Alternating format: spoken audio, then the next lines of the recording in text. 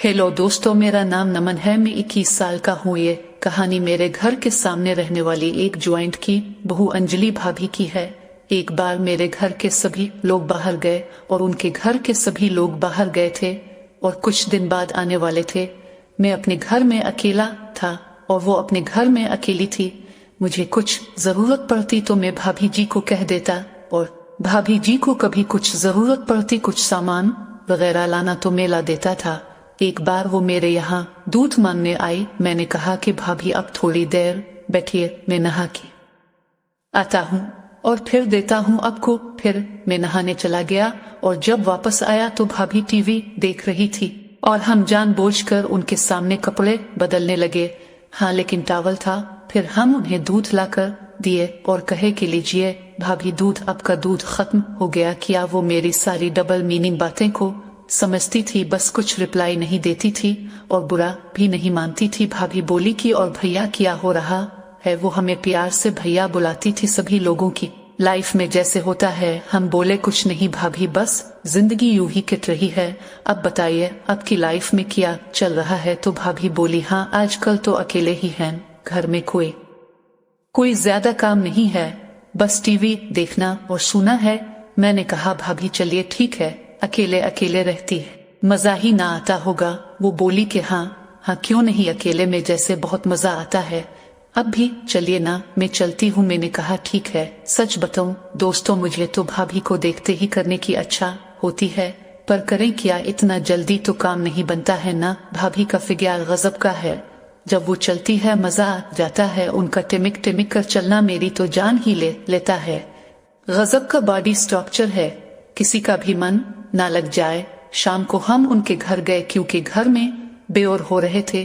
भाभी जी साड़ी में थी। मैंने पूछा कि भाभी अभी तो कोई घर में नहीं है, फिर अब साड़ी में क्यों हैं? क्यों? वो बोली कि साड़ी में ही अच्छा लगता है इसीलिए। और बताइए आपको हमारी याद कैसे आई? मैंने कहा कि भाभी आपकी याद तो हमेशा आती है, अभी तो घर पे कोई नहीं है तो जब भी खाली होते हैं तो आपको ही याद करते हैं। तभी वो बोले कि अच्छा आप अपने मिस का अपने पास ही रखिए। मैंने कहा अब चुपचाप क्यों बैठी है, टीवी ऑन कर लीजिए।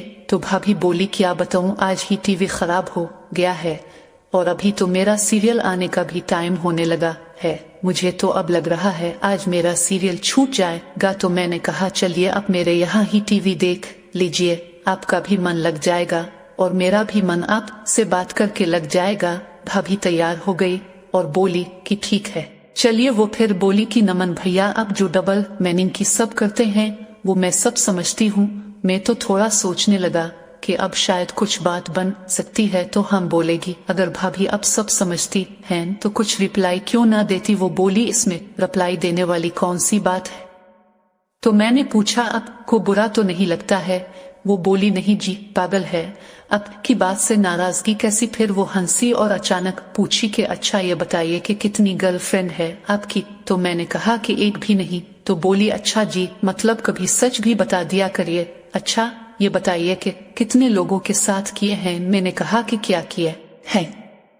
तो वो बोली इतना डबल मीनिंग बातें करते हैं पर समझे नहीं, हो ही नहीं सकता। मैं थोड़ी देर के लिए चुप हो गया, फिर अपने अंदाज में बोले कि नहीं भाभी, कहाँ किए लड़कियां आसानी से नहीं? तो बोली अरे तो इसमें क्या है, एक सुंदर सी लड़की पटा और कर लीजिए। ये बोलते हुए वो मुझे मजाक में अपनी तरफ खींच ले। ने कहा अच्छा भाभी आप ही मेरी गर्लफ्रेंड बन जाओ और आप ही कर दो। मैंने कहा आप मुझे अपने साथ करने? भाभी थोड़ी मुस्कुराई और बोली कि अगर सुना है तो सिर्फ सुना और कुछ नहीं। मैंने कहा अरे भाभी, सोने का मतलब हम आपके साथ वो करना चाहते हैं।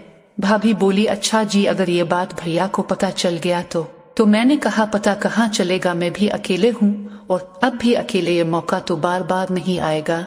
दोस्तों मेरा धड़कन तेज हो गया था, मेरी सांसें जोर जोर से चलने लगी थी।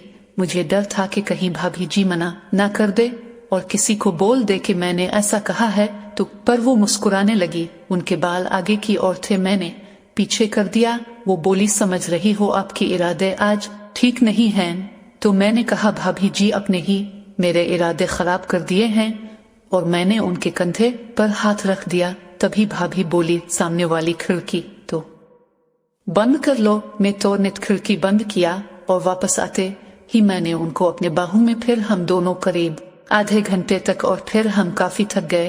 फिर बाथरूम में शावर लेने चल गए। दोस्तों हम दोनों 5 दिन तक फिर इसी तरह रहे, क्योंकि दोनों के घर में कोई नहीं था और इस चीज का फायदा हम दोनों ने खूब उठाया। दोस्तों अगर आपको कहानी कैसी लगी, अगर कहानी पसंद आई तो वीडियो को लाइक करें और चैनल को सब्सक्राइब करना ना भूले, और इस चीज का फायदा हम दोनों ने खूब उठाया।